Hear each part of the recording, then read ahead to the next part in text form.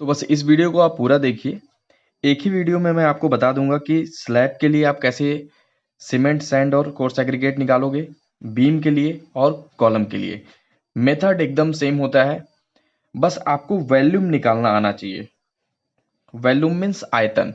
यहाँ पर आपको 3 फिगर दिख रहे होंगे, एक जो मैंने स्लैब के लिए बनाया है, दूसरा बीम के लिए और तीसरा कॉलम के लिए बनाया है। तो एक एक करके मैं आपको बताता हूँ।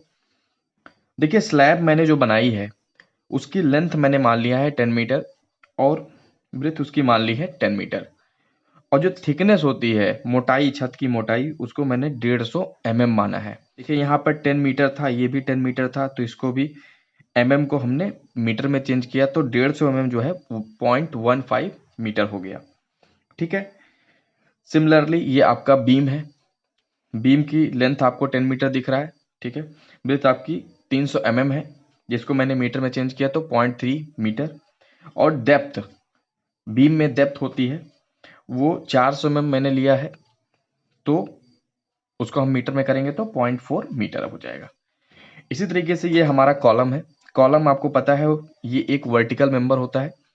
इसकी हाइट हमने 4 मीटर ले ली है। ठीक है। और इस कॉलम को अगर हम ये वाला पोर्शन जो है, इस कॉलम को देखें तो ये पोर्शन आपका ये इस तरीके से दिखेगा, ऊपर से टॉप व्यू। तो इनके 2 डायमेंशंस हैं, एक को मैंने x माना है और उसको हमने ले लिया है 400 mm या 0.4 मीटर, मीटर में कन्वर्ट कर लिया। और ये हमने इस वाले डायमेंशन को y माना है, इसको हमने ले लिया 300 mm या 0.3 मीटर। देखिए, यूनिट सेम होनी चाहिए, हमेशा डायमेंशंस की यूनिट सेम हमको रखना है। तो यहाँ पर ये तीनों को हम एक ही मेथड से निकाल सकते हैं, इसमें अलग अलग वीडियोस देखने की कोई ज़रूरत नहीं है। बस आपको केवल वॉल्यूम निकालना आ जाए, बस काम हो गया आपका। आपको पता है कहीं ना कहीं ये आपका क्यूबाइडल होता है। ठीक है। जैसे यहाँ पर आप देखिए, हम आपको स्लैब के लिए बताना चाहते हैं। वॉल्यूम ऑफ स्लैब क्या होता है? LBT, मतलब लेंथ, ब्रेथ एंड थिकनेस। ठीक है। यहाँ पर LB क्या होता है? L और B ये एरिया हो सकता है आपका।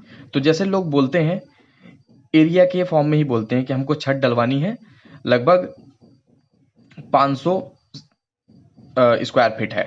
ठीक है ना, बोलते हैं ना ऐसे, तो वो एरिया की बात कर रहे होते हैं। और थिकनेस से मल्टीप्लाई जैसे ही हम कर देते हैं एरिया में, आपको वॉल्यूम पता चल जाता है। तो चलिए हम सबसे पहले स्लैब का वॉल्यूम निकाल के आपको दिखाते हैं।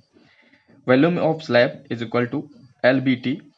ठीक है। जहां पर लेंथ आपकी 10 मीटर है, ब्रेथ आपकी 10 मीटर है और थिकनेस आपकी 0.15 मीटर, मल्टीप्लाई किया आपके ये आ गया 15 मीटर क्यूब या क्यूबिक मीटर बोल सकते हैं। ठीक है। यहां पर भी ये वेट वॉल्यूम मैंने क्यों लिखा है ये अभी मैं समझा रहा हूं आपको। इसी तरीके से आप बीम का भी निकाल सकते हो। Volume of beam LBD, LB और डेप्थ D, डायमेंशन, 3 डायमेंशन को मल्टीप्लाई करते हैं जब हम, तो हमारा वॉल्यूम आ जाता है। ठीक है। तो मल्टीप्लाई किया, L जो है 10 है, B जो है 0.3 मीटर और डेप्थ आपका 0.4 मीटर, मल्टीप्लाई किया 1.2 मीटर क्यूब। इसको भी मैंने वेट वॉल्यूम दिखाया है, ये क्या है अभी बता रहे हैं। सिमिलरली हम कॉलम के लिए करेंगे। Volume of column H X Y, H height हो गई एक डायमेंशन, दूसरी X हो गई दूसरी डायमेंशन और तीसरी Y हो गई। तो मल्टीप्लाई किया 4 इंटू 0.4 इंटू 0.3, ये आपका आ गया 0.48 मीटर क्यूब वेट वॉल्यूम। ठीक ना। बस आपको यही करना है, वॉल्यूम निकालना है। वॉल्यूम में हम 3 डायमेंशंस को जैसे ही मल्टीप्लाई करते हैं हमारा वॉल्यूम आ जाता है। लेकिन ये केवल पॉसिबल होता है जब आपका वो क्यूब होगा, ये क्यूबाइडल होगा, तभी आप ये फॉर्मूला लगाएंगे, LB, length breadth into height वाला फॉर्मूला। ठीक है। तो ये वेट वॉल्यूम क्या है? देखिए, जब आप कास्टिंग करोगे ना, तो आप क्या करते हो, ये जो हमने निकाला है ये आफ्टर कास्टिंग, आफ्टर ड्राइंग हमको ऐसा चाहिए, तो हमने इसका वॉल्यूम निकाल लिया। तो जो मटेरियल हम वहां पे भरते हैं तो वेट के फॉर्म में भरते हैं, तो आफ्टर सर्टेन ड्यूरेशन हमारा वो कास्ट हो जाता है। अगले दिन हम 24 घंटे बाद जाते हैं तो हमारा इस फॉर्म में स्लैब कास्ट हो चुका होता है। तो मतलब हमने वेट फॉर्म में वहां पर कंक्रीट को डाला। मेरी बात को समझिए आप, हमने वहां पर वेट फॉर्म में कंक्रीट को डाला, तब जाकर के हमारा ये शेप जो है बन गया। कंक्रीट एक ऐसा मटेरियल है, प्लास्टिक मटेरियल है, आप कह सकते हो कि जिसको हम किसी भी शेप और साइज में कास्ट कर सकते हैं। लेकिन ये तभी पॉसिबल है जब हम उसमें वाटर को ऐड करें और वो वेट फॉर्म में हो। तो ये जो वॉल्यूम आया है आपका, ये वेट वॉल्यूम इसको हम बोलते हैं। तो अब इसको हमको ड्राई वॉल्यूम में कन्वर्ट करना होगा।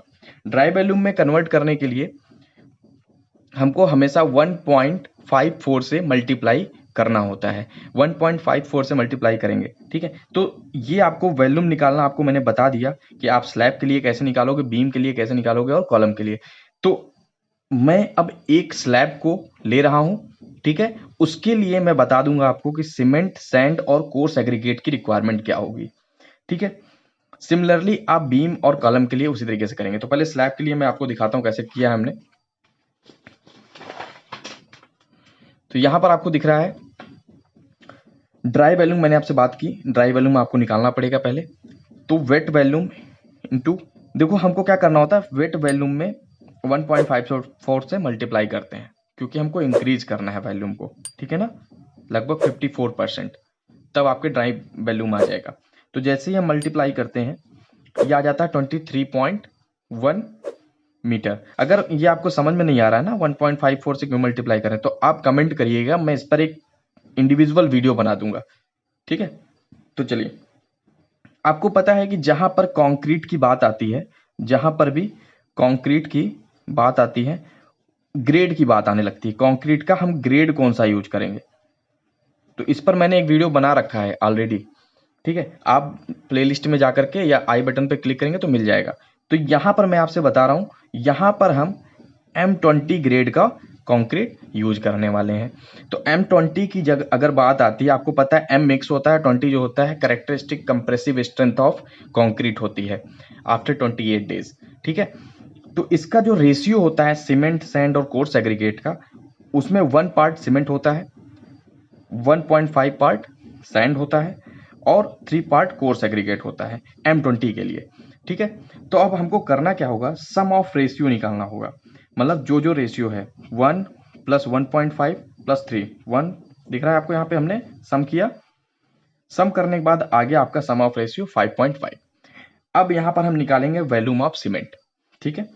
फॉर्मूला आपको यही याद रखना है हमेशा, volume of cement is equal to part of cement upon sum of ratio into dry volume. मतलब ड्राई वॉल्यूम हमेशा आप ये टोटल वाला, ठीक है ना। तो हम क्या करेंगे, तो पार्ट ऑफ सीमेंट कितना है, 1 है, मैंने बताया, ये देखिए 1 है, यहां पर 1 लिख दिया। Sum of ratio 5.5 into dry volume, ये देखिए 23.1 लिख दिया यहाँ पे 23.1। जब इसको सॉल्व किया आ गया 4.2 मीटर क्यूब। CFT में चेंज करेंगे तो यहाँ पर हम आप देख सकते हैं, इस हमने फुल वॉल्यूम ली हुई है 148.3216, ठीक है। CFT देखो, आप CFT में सीमेंट नहीं मंगाते हो, आप नंबर ऑफ बैग में सीमेंट मंगाते हो।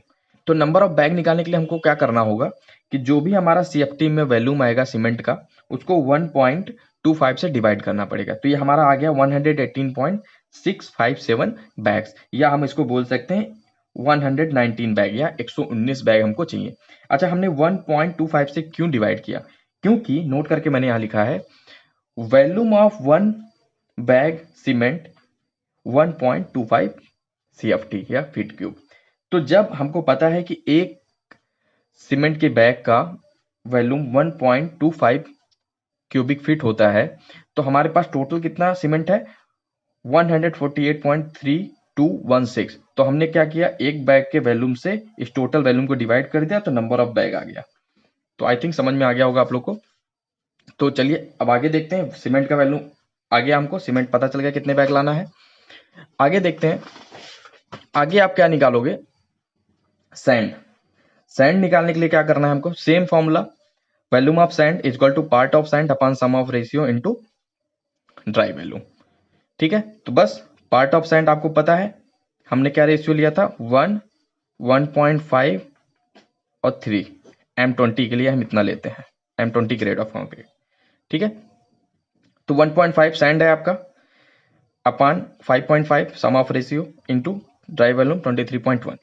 तो इसको जब मल्टीप्लाई किया, सॉल्व किया, तो 6.3 मीटर क्यूब या क्यूबिक मीटर इतना आया। इसको हमको, अब आपको पता है कि वॉल्यूम हम हमेशा CFT में मंगाते हैं, तो इसको हम कन्वर्ट कर लिए हैं CFT में, आ गया 222.4824 फीट क्यूब और CFT।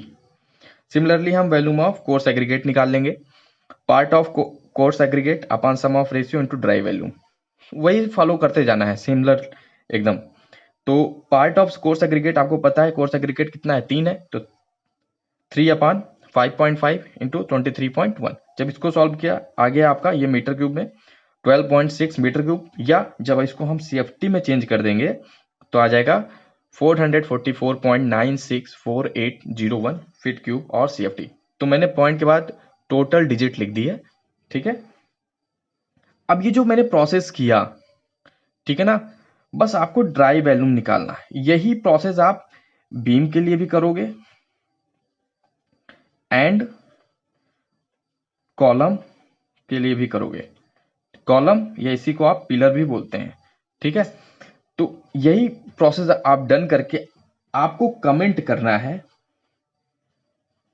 कि बीम के लिए और कॉलम के लिए कितने बैग सीमेंट, कितना सैंड और एग्रीगेट का रिक्वायरमेंट होगा, अगर हमें ये जो स्टार्टिंग वाली अभी हमने जो बताई थी, अगर हमें इतने साइज का कॉलम या बीम कास्ट करना होगा। तो कमेंट करके जरूर बताइएगा, ठीक है। और उम्मीद करता हूं आपको समझ में आया होगा।